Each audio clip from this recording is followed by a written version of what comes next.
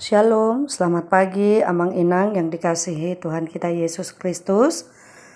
Semoga pada pagi hari ini kita bangun dari tempat tidur dengan merasakan sukacita dan juga berkat yang daripada Tuhan.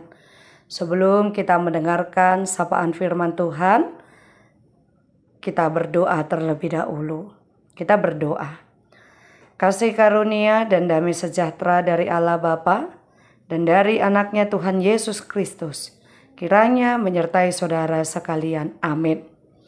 Firman Tuhan yang menguatkan serta menghibur kita pada hari ini tertulis di dalam kitab 1 Korintus pasal 1 ayat 28. Demikianlah bunyinya.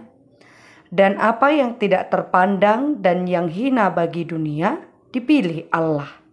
Bahkan apa yang tidak berarti dipilih Allah untuk meniadakan apa yang berarti. Demikian firman Tuhan. Saudara-saudari, dalam Alkitab kita sering melihat bagaimana Tuhan memilih para pelayan dan hambanya yang berasal dari golongan orang biasa dengan segala kekurangan. Hal yang paling nyata dapat kita lihat bagaimana Yesus memilih ke-12 muridnya. Dia memilih dari kalangan orang-orang yang biasa, ada yang nelayan, pemungut cukai, bahkan dari kaum orang zelot.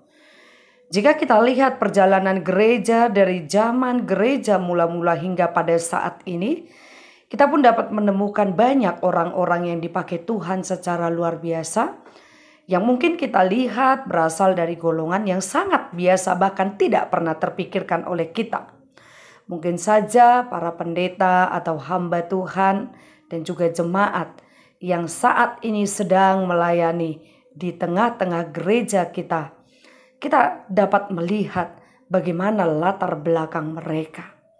Ada yang awalnya mereka memiliki latar belakang yang cukup buruk. Ada yang memiliki latar belakang yang berpendidikan.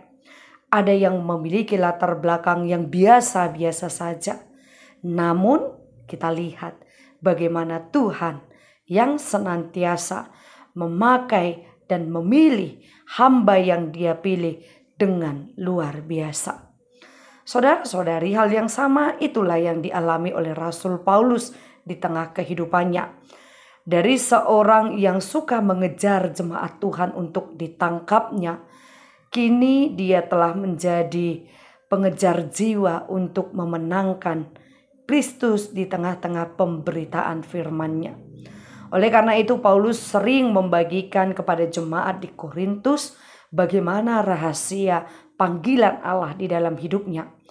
Paulus senantiasa menekankan bahwa panggilan Allah itu tidak tergantung pada siapa diri kita. Sama seperti keselamatan itu hanya berdasarkan pada kasih karunia Allah, bukan karena hasil usaha kita.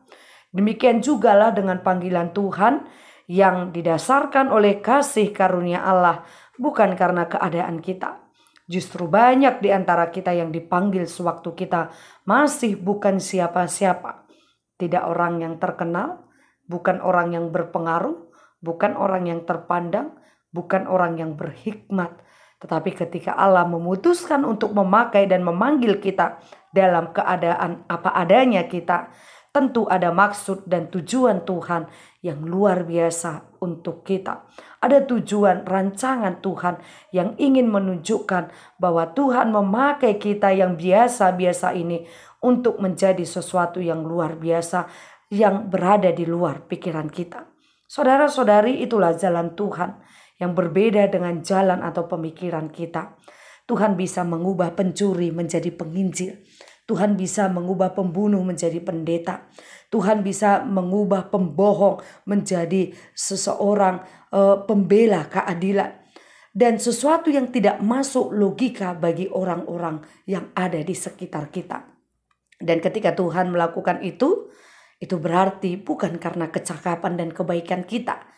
Maka Tuhan memilih kita. Tetapi hanya kembali kepada prinsip sola gratia. Hanya karena anugerah dan kasih karunia-Nya. Sehingga kita suatu saat juga Tuhan ingin di tengah-tengah pelayanan kita, di tengah-tengah kehidupan kita, di tengah-tengah pekerjaan kita, kita hendaknya tidak pernah memegahkan diri kita di hadapan Allah dan di hadapan sesama manusia. Itu sebabnya kita harus menyadari bahwa panggilan Tuhan atas hidup kita adalah sebuah anugerah, sebuah kesempatan yang harus kita pakai dengan baik. Mari hari ini kita mengingat-ingat, adakah Allah pernah memanggil kita untuk melakukan sesuatu baginya? Di dalam Tuhan Yesus, Allah ingin membenarkan, menguduskan, serta menebus kita untuk menjadi ahli waris kerajaan sorga. Itu sebabnya mari pergunakan kesempatan, pilihan yang telah ditetapkan Allah kepada kita untuk kita pertanggungjawabkan dengan baik. Amin. Kita berdoa.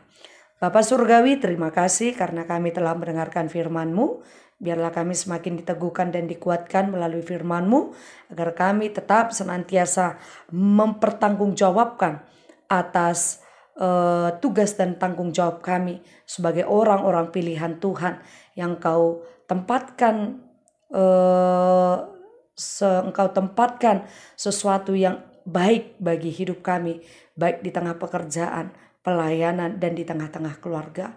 Inilah Tuhan yang boleh kami sampaikan ke dalam tangan pengasihan-Mu dalam Kristus Yesus. Kami berdoa dan bersyukur kepadamu. Amin.